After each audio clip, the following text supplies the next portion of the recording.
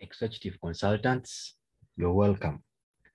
Well, we've looked at a series of things under QuickBooks, and we've been to the charts of accounts, we've been to the reports, we've been to the different items. We've seen the supplier and then the customer base. Now we want to begin to look at items. Remember, I said that you can have a shop and you're dealing in different items, or you can simply have a shop and you're dealing specifically in one particular item. So whichever way that you may deal in, we are going to see how you input those different items into the system. So we are going to open our company that we opened under QuickBooks, and then we'll be able to start off. So we are going to come, because we've looked at supplier center, we've looked at the customer center, and now we are going to look at the company center, but this time around, not the chart of accounts, but items and services. So when I come there, I press on Add, you can see that we have literally nothing that we've put in, and we have still 4 areas. We have the item, activities, reports, and then Excel. So, but we are going to pay more attention to items, and then I will probably run through the activities, and then we'll run through the reports later on, and then Excel as well. So today we are going to pay attention on the items. Now, the items, basically, this way we are going to go, and then we put in our different items that we sell into that we sell in the system. But because we don't want to have these ones here, we would simply say make them inactive, and then we'll also say make item inactive, such that we have our item list very blank like we are seeing there. So we will come and then say new. Now, when you say new, you need to be certain. Are you creating a group item, or you are creating just an item? And let's say we want to, let's first check out what we have in our tutorial today. In our tutorial today, we have stock inventory, and we have hardware, we have food items, and then we have stationery. So you might probably be dealing in hardware alone, or you might be dealing in food items alone, or stationery alone, but we are going to see how we go about putting in such items. So we have the item, and then we have the unit, and then we have the cost price and the selling price, plus the quantity. So today we are going to simply put in the cost and then the selling price. And then in the next video, we will see how we buy the quantities that we have in our example here. So we are going to go back now after realizing that we have groups of items. We have hardware, we have food items, and then we have stationery. So we'll come back to our software, and then we'll say item new. Now, because we know we are going to create these groups in groups, so we are going to create group. So when we select group, we are going to say the group name is going to be hardware, because we saw it was the first group item. And then you can choose to put a description, perhaps items sold for building. And once that is done, then we can come and then say, okay, now we need to put in items under hardware. So all the items that we are going to put in are going to be items in line with hardware. So when I do this, because we removed all the predetermined item lists, so we are simply going to say add new. Now, when I come here, you're going to realize that when I add new, they're going to ask us, is this item a service? Is it going to be use of a service for your charge? Is it a non-stock pack? When they say non-stock pack is use of for goods, but you don't track, like office supplies, materials for specific job and all that. And then is it a fixed asset that we are buying? Is it a fixed asset that we are putting in?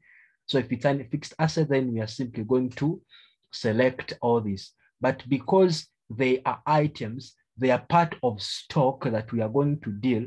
That means we can't see anything that is here.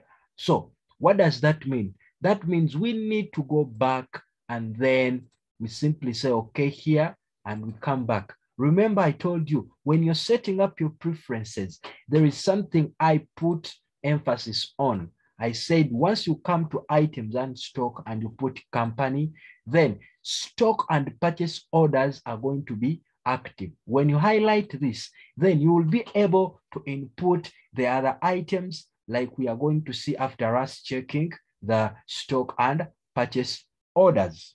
So let us see what's going to be the difference when we go back. So we will come to home, and then you can now see that it has now changed, and then we'll still come back to items and service.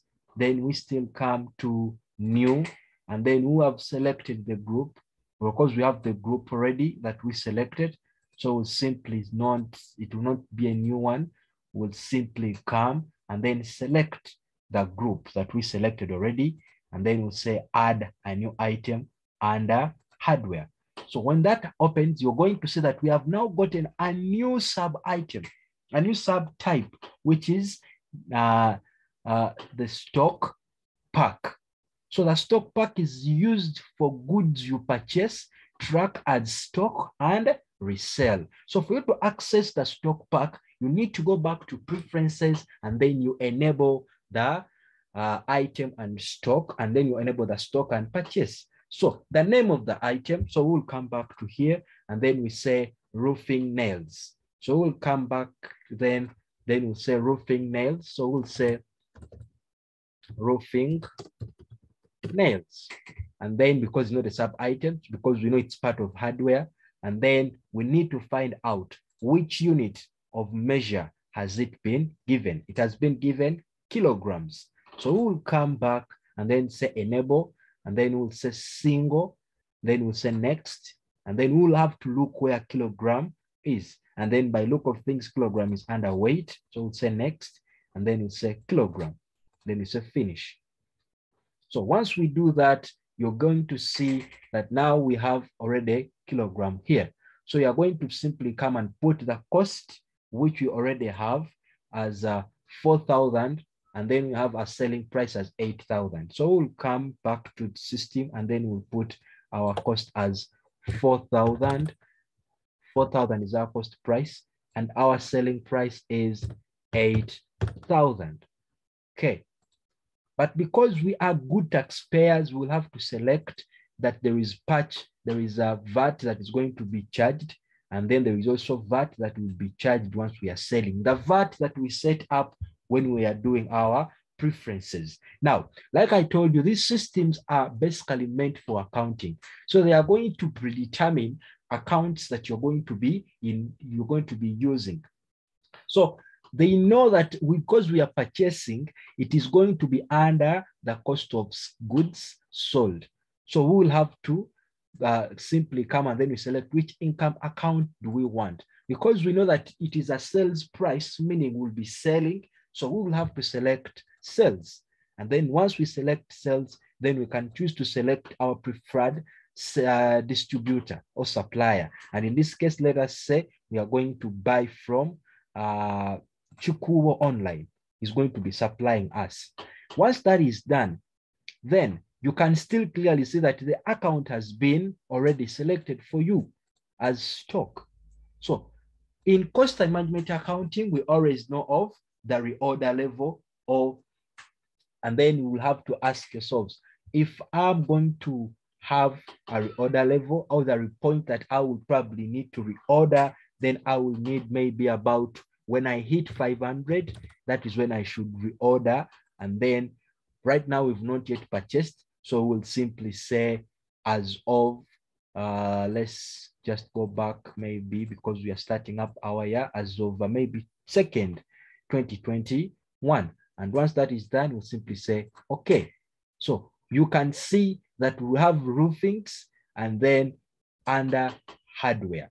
So we'll simply say okay to this, and then we'll come back and then create a new. So you're going to come back still to our illustration, and then you are going to say food items, and we put sugar like we did when we are doing hardware. So you're going to come back to the system, and then we say it's not a service, but it's going to be a group, and it's going to be called food items.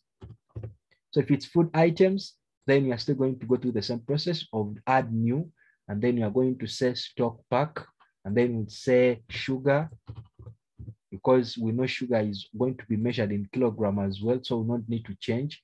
And then we simply come back to find out it is 3,500 and the selling price is 6,000. So we'll simply come and say 3,500, and then we'll simply say here 6,000. And then of course we know our tax, because sugar is also going to be taxed. So we'll simply come and say 18%. And then of course we know it's going to be sales.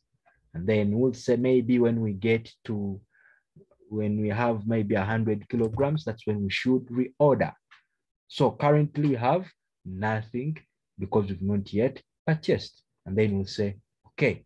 So we have sugar, and then we'll say, okay. So we have food items, and then we have hardware as well. So finally, let us try to bring in one more item, and that is the stationery. The stationery, and then we'll only go with the foolscapes. So we'll still come back, same procedure, very easy procedure. We'll still say group, and then we'll say group name, stationery, stationery, and then we simply still come back, same procedure, add new, stock pack, and then we'll say foolscapes, just to be sure. I don't want to write something that I may not be able to. So foolscapes, okay. So we'll say foolscapes. And then what is the SI unit that they are giving it? They are saying it's rims. So if it's rims, then we come back to our system, and then we say it's going to be add new.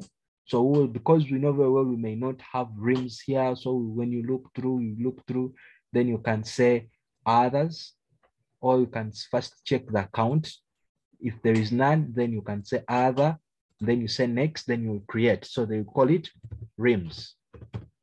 And then we can give it an abbreviation of RMS. Then you say finish.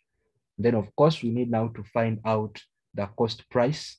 The cost price is 8,000 and the selling price is 13,000. So it is going to be 8,000, and then the selling price is going to be 13,000. And then of course we put our tax, 18, same tax here, 18%. Then we say our sales account is going to be the one that the account will be going to. And we'll say if we have maybe 150, 160 rims, then that's when we should reorder. And then we'll say, okay. So they have told us that probably, okay, so okay. And then, so we've seen how we put in items and QuickBooks items, specifically those that we are going to sell. We have created 3 groups, that is food items, hardware, and then stationery. And then we have put in all these different items. So when we are going to buy in the next video, when we are making the purchase order, we will see how we will be using these items that we've put up into the system to make a purchase order. So we'll close up this so that when we come back next time, we'll be starting from here. Executive consultants, kindly share this video, share the link, subscribe, and do not forget to press on the bell for every new videos and notification. Kindly share with your friends, colleagues, and then workmates for us to benefit. Executive consultants, let us learn together.